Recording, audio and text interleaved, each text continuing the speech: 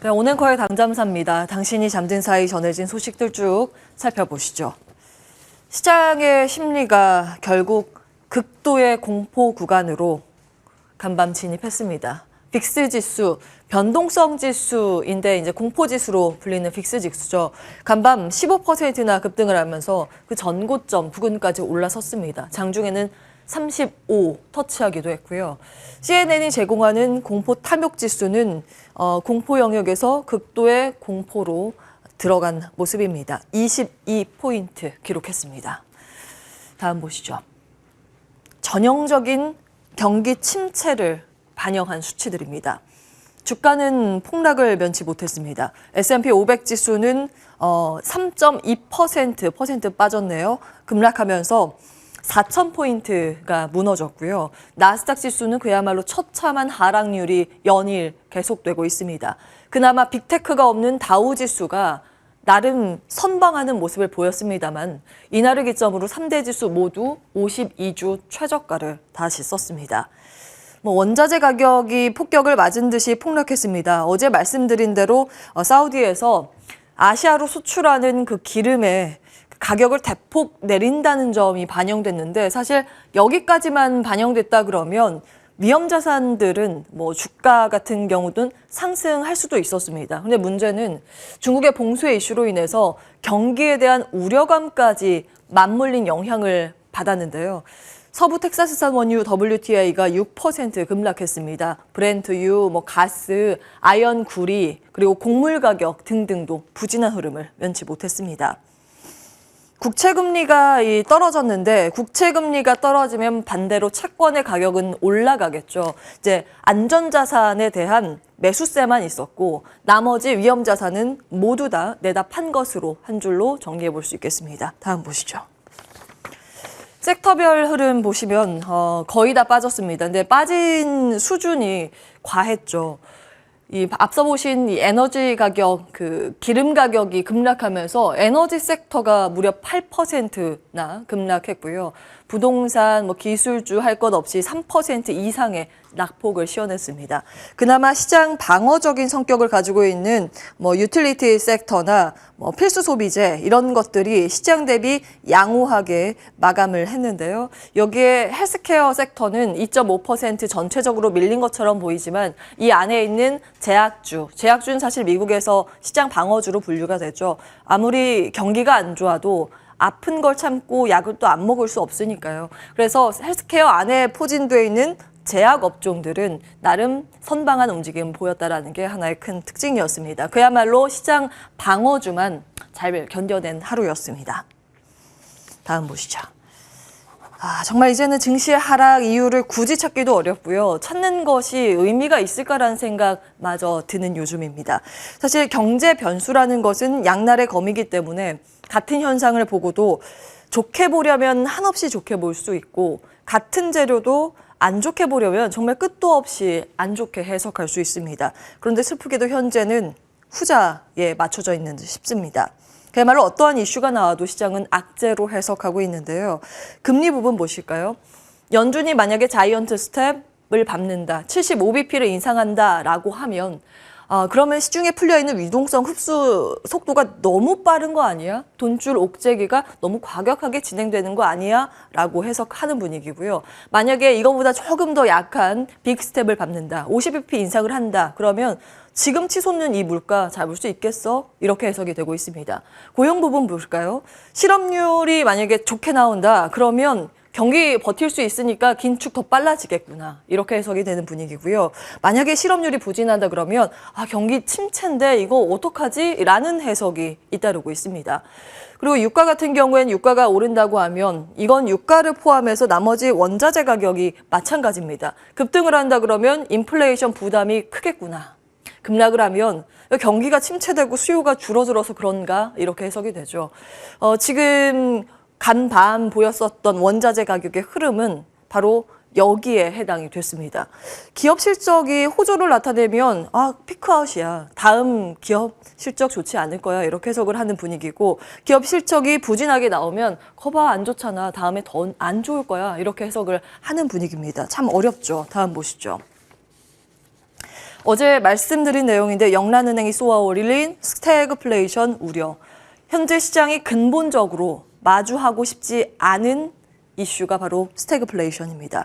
물가는 높은데 경기는 침체되는 그야말로 저성장 국면으로 가는 그 최악의 조합을 가장 시장은 싫어하는데요. 사실 현재 미국에서 발표하는 경기 지수, 특히 고용 지표는 정말 좋게 나오고 있습니다. 물론 인플레이션은 심하지만 기업들의 실적들, 특히 빅테크 위주의 실적들 괜찮았고요. 현금 흐름도 좋죠. 그리고 임금은 오르고 있고 부동산 시장도 괜찮다고 연일 보도되고 있습니다.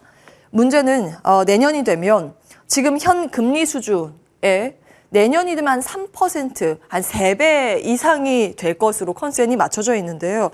이걸 과연 시장이 견뎌낼 수 있을까? 여기에 의문이 달려있는 상황입니다.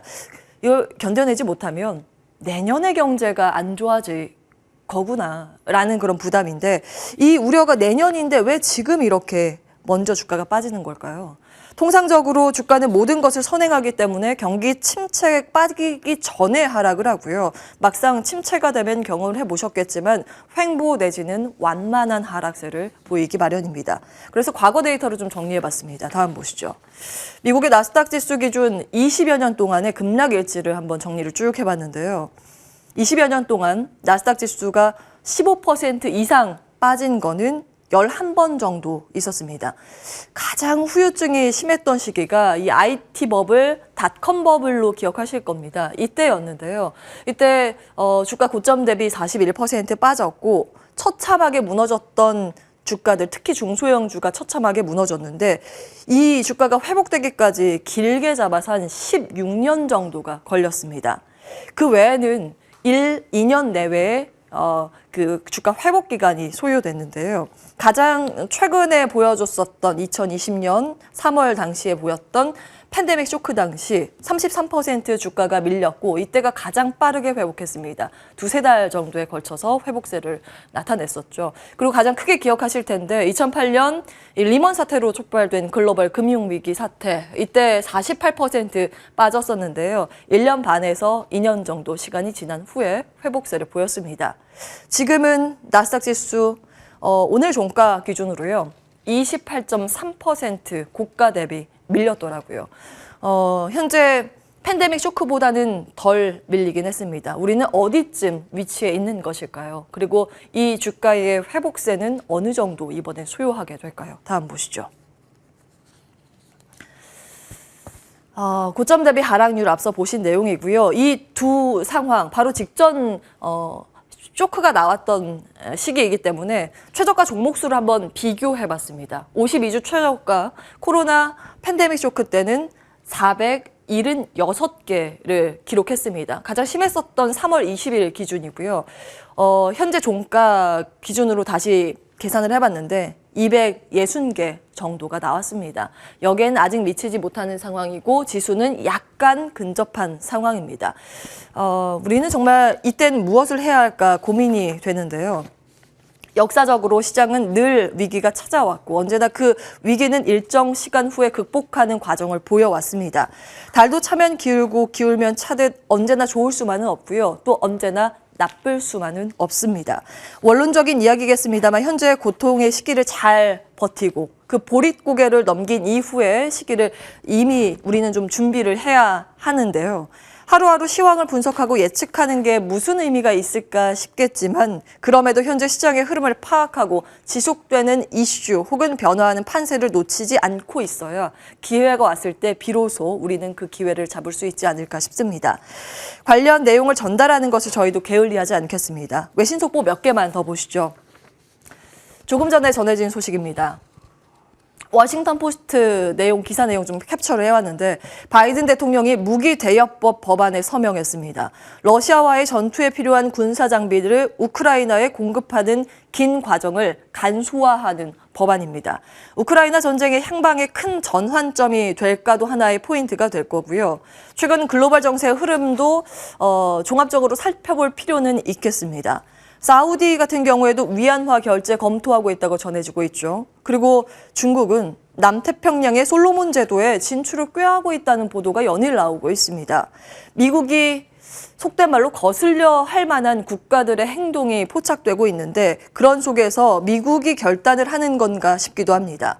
국내 방산 기업들 정리가 궁금하시다면 3월 4일 당잠사 내용 한번 참고해 보시면 되겠고요. 잠시 후에 자리 옮겨서 이 내용도 점검 받도록 하겠습니다. 다음 보시죠. 예, 조금 전에 또 기사 로이터 통신에서 보도한 내용 캡처해 왔습니다. 현대차 기아 소식이 추가로 전해졌는데요. 지난해 출시한 전용 전기차의 내수와 수출이 누적 15만 대를 처음 돌파했다는 소식도 다른 매체를 통해서 보도가 됐고요. 이 내용은 여기에 좀 정리를 해봤습니다. 조금 전에 보도한 내용에 따르면 미국의 전기차 공장 발표 임박한 것은 아닌가 하는 보도가 잇따르고 있습니다. 조지아 쪽에 공장을 지어서요. 현대 아이오닉 7, 기아의 EV9을 생산할 계획이라고 지금 관측이 모아지고 있는데요. 러시아처럼 현대 공장에 기아가 위탁 생산을 맡기는 방식으로 추정이 되고 있습니다. 바이든의 방한일이 5월 20일이고 조지아주의 예비선거가 5월 24일에 예정이 되어 있습니다. 그 사이에 이 일정 발표가 나오지 않을까라는 관측이 증권가에서 제시가 되고 있습니다. 이 점도 참고해 보시기 바라겠습니다. 온앵커의 당잠사였습니다.